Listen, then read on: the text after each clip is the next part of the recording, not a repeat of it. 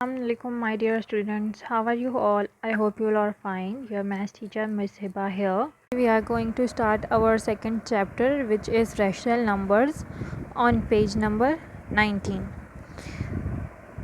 First of all, we need to understand what are rational numbers. So rational numbers Q are numbers that include integers and fractions. Rational numbers वो होते हैं जिसके अंदर integers हों और fractions हों.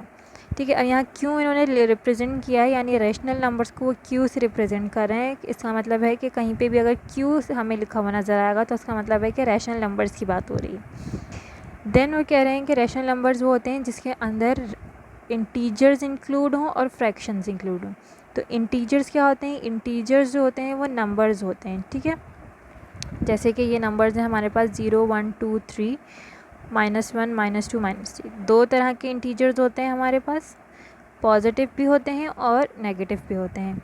As we studied in our previous class that we have positive numbers and negative numbers. तो इसी तरह इंटीजर्स जो होते हैं वो नंबर्स ही होते हैं. उसमें हमारे पास पॉजिटिव नंबर्स भी हो सकते हैं और नेगेटिव नंबर्स भी हो सकते हैं. Then they are saying that it includes fractions. अब फ्रैक्शंस क्या होते हैं? जो इस तरह के अपॉन में लिखे हुए हैं नंबर्स, इन्हें कहते हैं फ्रैक्शंस. ठीक है, ओके.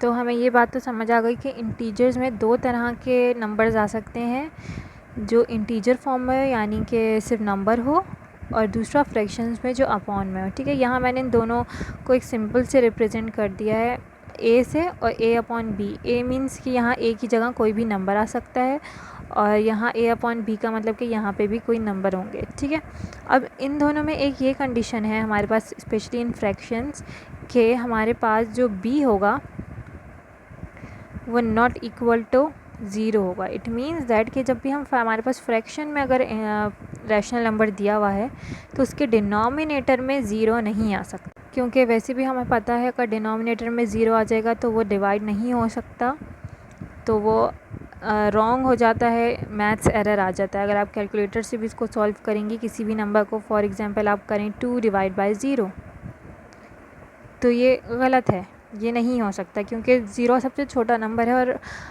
छोटा नंबर किसी बड़े नंबर से डिवाइड नहीं हो सकता. अगर आप इसको कैलकुलेटर में भी लिख के कैलकुलेट करेंगी तो आपके पास मैथ्स एरर आ जाएगा. ठीक है, okay. Now we are starting exercise 2A which is on page number 22. Question number is which are of the following are rational numbers. अब हमारे पास यहाँ कुछ नंबर्स दिए हुए हैं. अब हमें बताना है कि वो रैशनल नंबर्स हैं या नहीं. ठीक है, तो number 1 is 3 and 3 is a integer, positive integer, तो इट मीन्स कि ये रैशनल नंबर है. Then we have number 2 which is 3/1. So it is also a rational number because we know that जब डिनोमिनेटर में 1 आता है तो हम उसको काउंट नहीं करते या उसको लिखते नहीं हैं, तो इट मीन्स कि ये सिर्फ 3 है और 3 इंटीजर होता है, तो ये भी हो गया rational number. Then we have 3/0 and we know the condition that the rational number cannot have 0 in denominator, so it is not a rational number. Now you have to solve all these questions by yourself right now in class, and your time starts now. Up now, I hope you have done. Now we are moving to question number 2 which is write down the following rational number as integer. अब हमें इन rational numbers को जो है integer में लिखना है. तो अभी मैंने आप लोगों को बताया था कि जब डिनोमिनेटर में 1 होता है तो उसको हम काउंट नहीं करते, तो हम सिर्फ न्यूमरेटर को देखते हैं.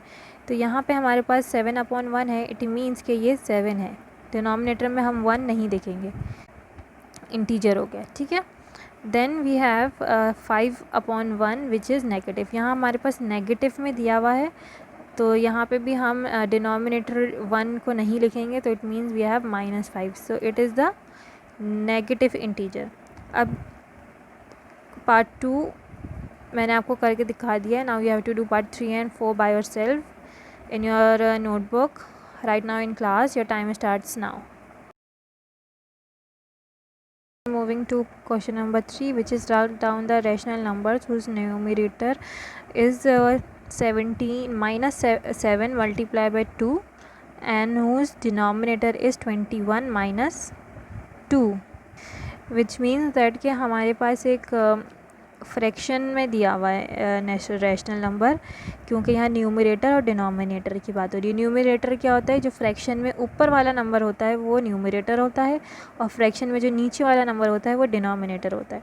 तो वो बोल रहे हैं कि न्यूमरेटर में हमें लिखने हैं ये दो नंबर्स, विच मीन्स के -7 मल्टीप्लाई बाय 2, और डिनोमिनेटर में हमें लिखना है 21 - 2।